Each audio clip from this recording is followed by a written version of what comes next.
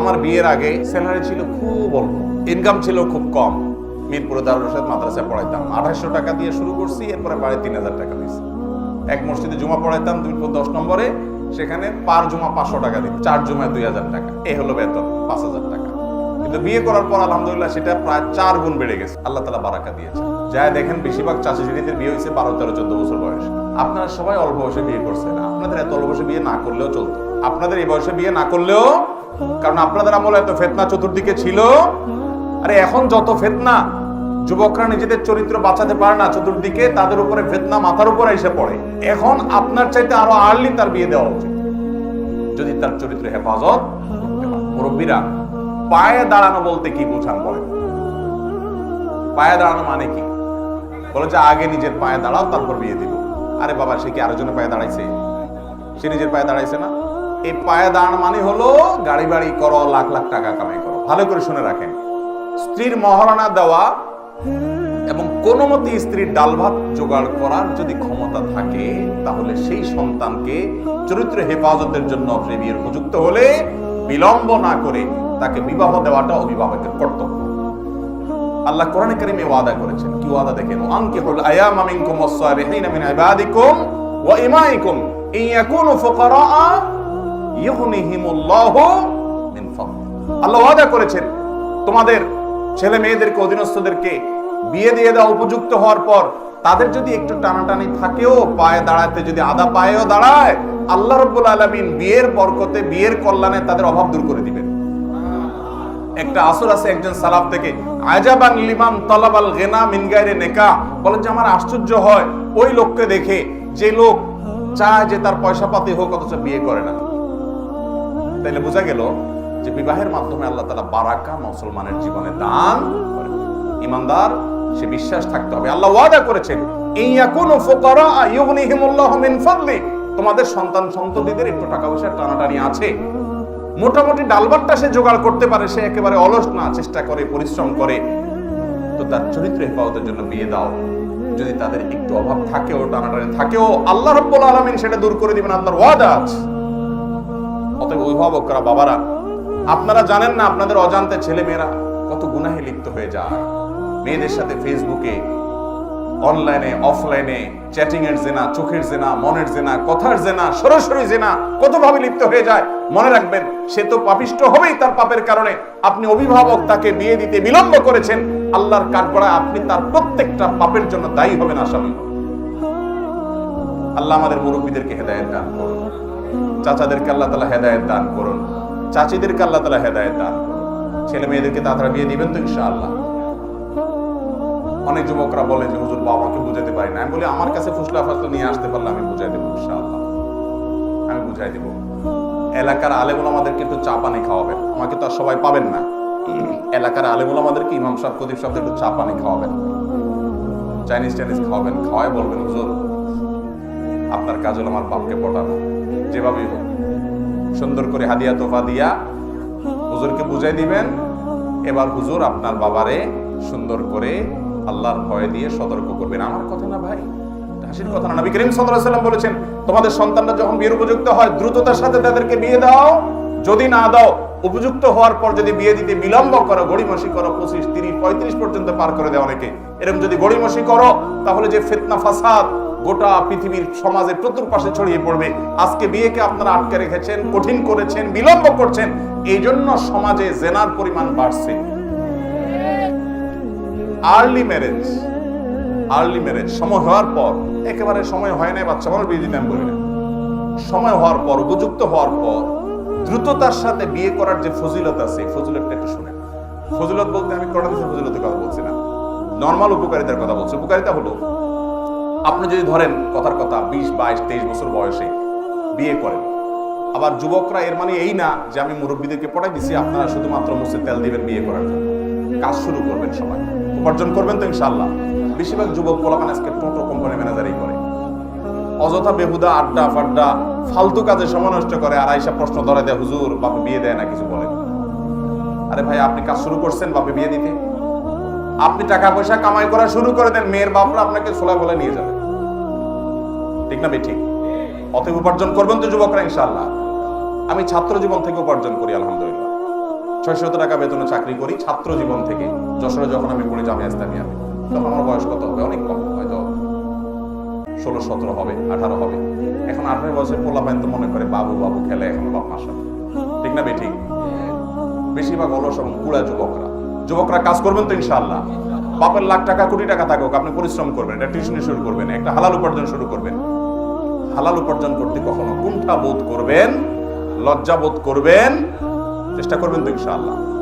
তো যেটা বলছিলাম, আর্লি বিয়ে হলে কি লাভ হয়? ধরুন আপনার 22 বছর বয়সে আপনি উপার্জন শুরু করছেন, ডাল ভাতের ব্যবস্থা করতে পেরেছেন, বাবা মাকে বুঝা বিয়ে শাদী করতে পেরেছেন। আল্লাহ তাআলা আপনাকে একটা যদি সন্তান দেয়, 25 বছর বয়সে আপনি বাপ হয়ে গেলেন।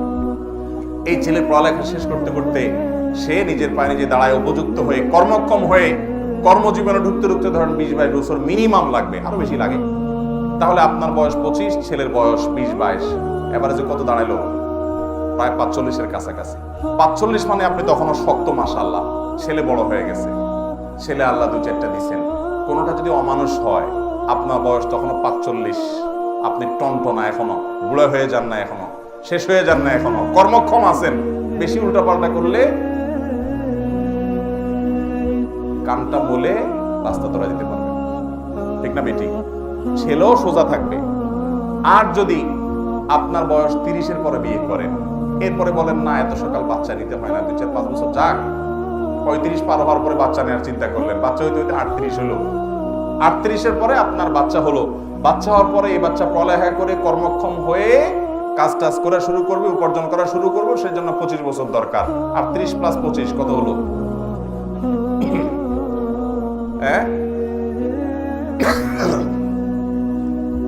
60-এর বেশি প্রায় না?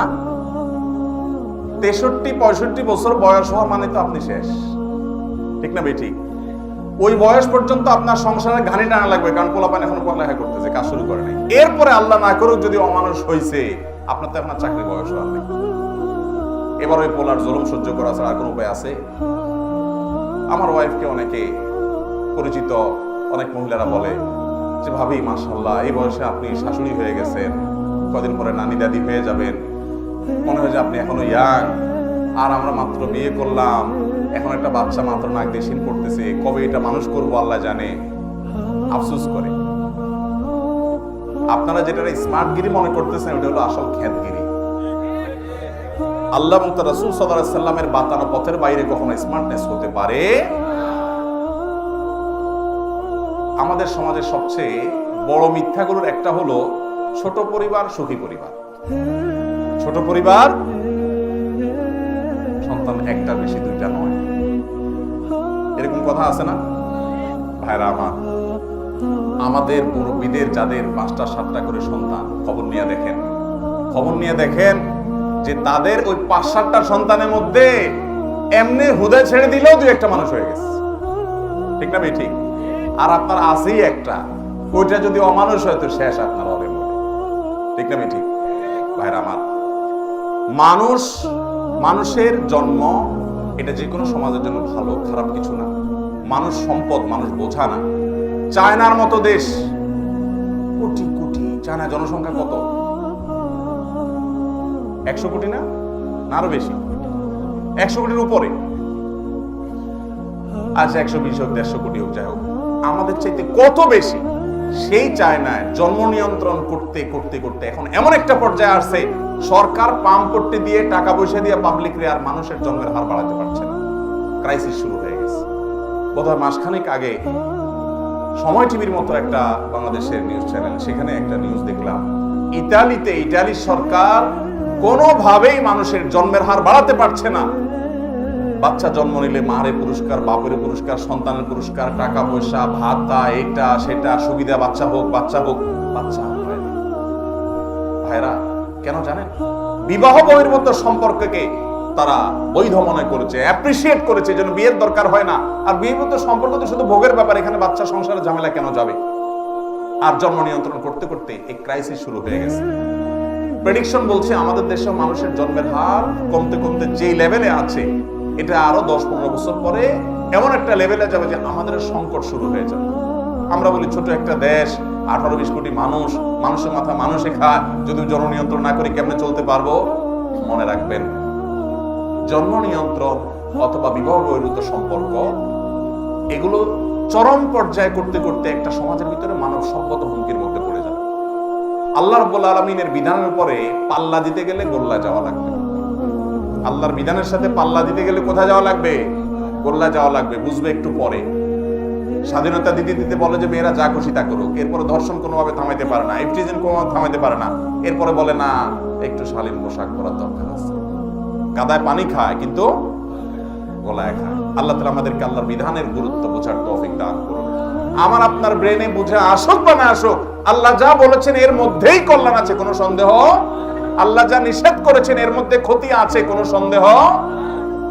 অতএব আমরা যেন এই বিষয়টাকে খুব ভালো করে রপ্ত করি, খুব ভালো করে বুঝি যে সন্তান নিজের পায়ে দাঁড়ানোর নাম করে সন্তানকে বুড়া বানায় ফেলবেন, 30-32 বছর বয়স করে ফেলবেন, তাকে বিয়ে দিবেন, এটা জায়েজ নাই। আমি পল্টনে একটা হোটেল উদ্বোধন করতে গেছি, তো এক যুবক দেখি তার বাপের এরকম হাত ধরে টানতে টানতে নিয়ে আসছে আমার কাছে। আয়েশা বলে, হুজুর আপনার বহুদিন খুঁজছি, আজকে কেমনে কেমনে সামনে পেয়ে গেছি, যে আমার বাপ বিয়ে দেয় না, আমাদের বলেন কিছু। আমি তো তাজ্জব হয়ে গেলাম, এটা কি? ডাইরেক্ট বাপের হাত ধরে ব্যাপারটা নিয়ে আসছে, বলে আমার বাপের একটু ধরে না। তাই বললাম, মাশাআল্লাহ, তোমার মতো সাহসী ছেলে হলে বাপেরা আর বিয়ে নিয়ে গড়িমসি করার সুযোগ পাবে না। কিন্তু তাই বলে আবার বেয়াদবি বা বেহায়ামি করেন না। আল্লাহ আমাদেরকে বোঝার তৌফিক দান করুন। আমরা দৈনন্দিন জীবনে যা কিছু করি তাকে আল্লাহ আগে থেকে জানেন। হ্যাঁ, তো আল্লাহ আগে থেকে না জানলে কে জানবে? আল্লাহ তাআলা আলিমুল গায়বি ওয়াশ শাহাদা, তিনি সামনে যা আছে, ভবিষ্যতে যা হবে, দৃশ্যমান যা আছে, অদৃশ্যের যা আছে, সবকিছু জানেন। অতএব আমাদের কি হবে না হবে সবকিছু আল্লাহ তাআলা জানেন। আল্লাহ তাআলার কাছে কোনো কিছু